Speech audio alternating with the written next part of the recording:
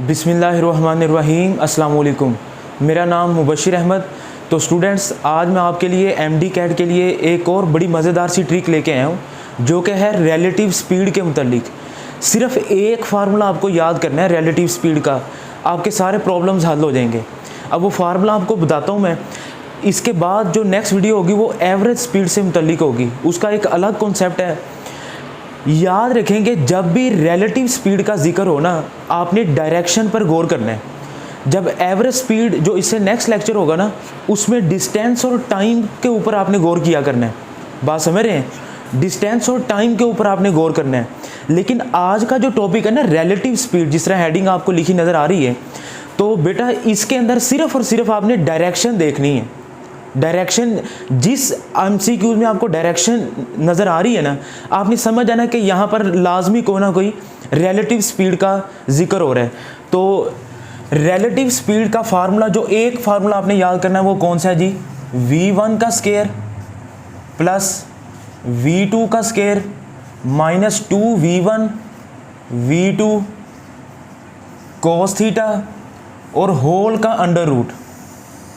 ठीक है बेटा, ये फार्मूला आप लोग अपने पास नोट डाउन कर लें। सिर्फ एक फार्मूला आप लोग ये याद करने, ये जनरल फार्मूला है। मैं आपको बताता हूँ एमसीक्यूज कैसे बनेगा। v1 का स्केयर प्लस v2 का square minus 2v1 v2 cos theta.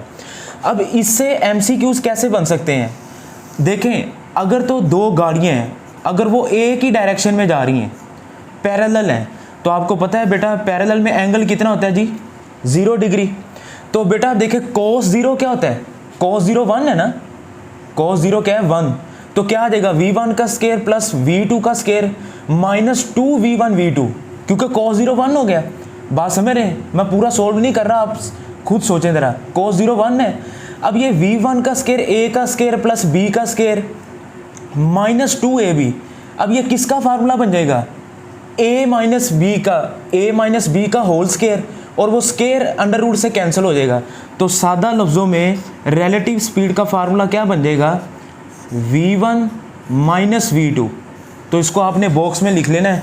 और ये बात याद रखनी है बेटा कि जब भी, अब MCQs कैसे आएगा? If two cars A and B are moving in the same direction, car A की और कार B की आपको स्पीड दी गई होगी, यानी कि वो 3 मीटर से, इस तरह कार A 3 मीटर से मूव कर रही है और कार B 4 मीटर से।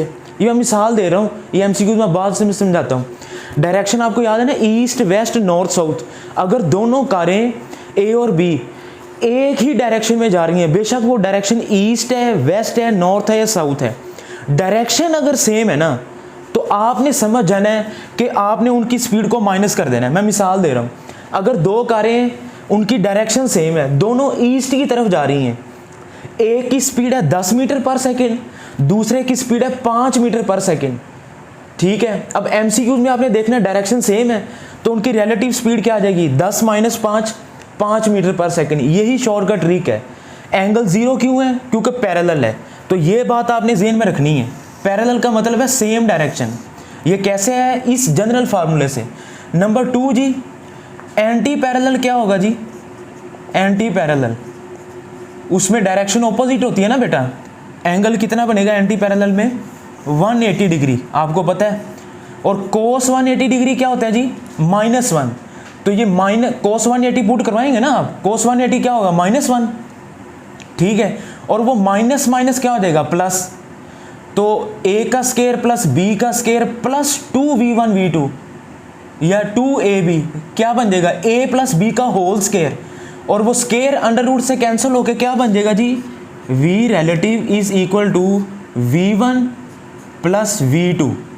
ले जी, ये आपने जनरल फार्मूला याद रखना है कि अगर दो चीज़ें, अगर एक गाड़ी ईस्ट की तरफ जा रही है, दूसरी वेस्ट की तरफ जा रही है, बात समझ रहे हैं ना?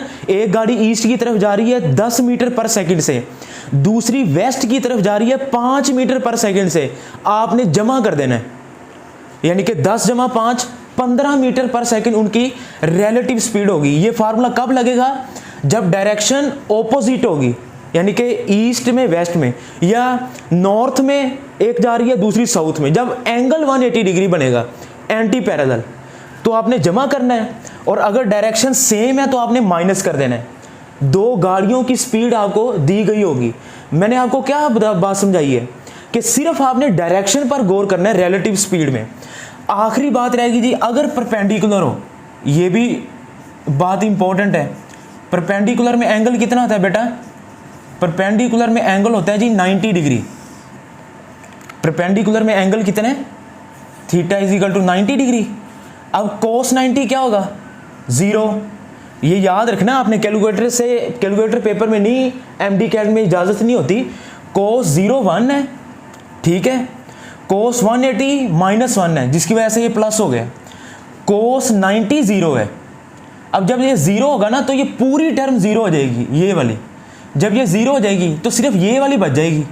तो फार्मूला क्या बनेगा जी? V relative is equal to V1 का स्केयर प्लस V2 का स्केयर और होल का अंडर रूट। तो बेटा ये 3 फार्मूले आपने याद रखने हैं।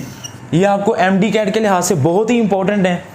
अगर डायरेक्शन सेम है तो आपने माइनस करना है, डायरेक्शन ऑपोजिट है तो आपने प्लस करना है, और अगर एक गाड़ी जा रही है ईस्ट की तरफ, ये एमसीक्यूज है। परपेंडिकुलर के लिए मैंने आपके सामने एमसीक्यूज दिया है, ये एमडी कैट में एमसीक्यूज आया हुआ है, तो मैंने ये लिखा, आप जरा गौर करें। ए कार मूव्स टुवर्ड्स ईस्ट, किधर जा रही है जी? ईस्ट की तरफ। कितनी स्पीड के साथ? 3 मीटर पर सेकंड से, इसको मैं V1 कह दूंगा। एंड देन टुवर्ड्स नॉर्थ, फिर किधर को मुड़ जाती है? नॉर्थ की तरफ। ये आप जानते हैं ना, ईस्ट, वेस्ट, नॉर्थ और साउथ।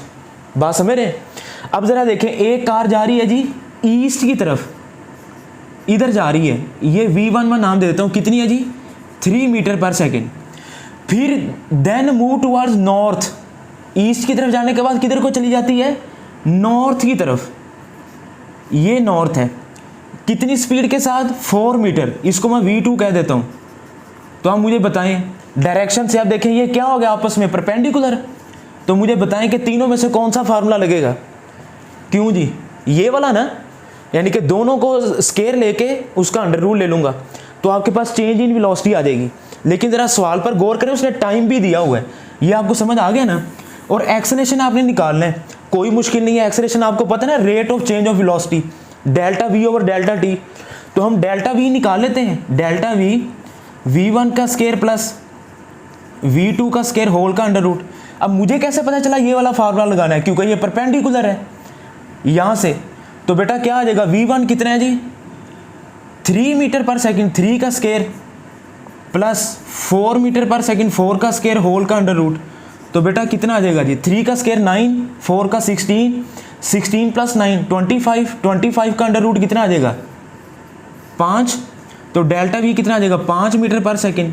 तो अगर तो चेंज इन स्पीड पूछी है तो यही आंसर है, लेकिन उसने एक्सेलरेशन पूछा है। So A is equal to delta V over delta T। अब डेल्टा V कितना है? 5। डेल्टा T कितना है जी? 2। तो कितना आ जाएगा बेटा? 2.5, 2 2 4, 2.10 ms-2। तो ये देखें, उसका एक्सेलरेशन भी निकल आया। तो स्टूडेंट्स आप इसको नोट कर सकते हैं, इसको पॉज करके इसका स्क्रीनशॉट भी ले लें। सिर्फ एक फार्मूला आपने याद करना है, V1 का स्केयर प्लस V2 का square minus 2V1 V2 cos theta. अगर ये याद हो गया तो आपके सारे प्रॉब्लम्स रिलेटिव स्पीड के हल हो जाएंगे। ओके, तो आप बच्चे, अगर तो आपको ये सीरीज पसंद आ रही है तो आप इसको अप्रिशिएट करें और नेक्स्ट दोस्तों के साथ भी शेयर करें और भरपूर इससे फ़ायदा उठाएं। इंशाल्लाह नेक्स्ट लेक्चर के साथ जल्दी हाजिर होंगे। अल्लाह हाफिज़।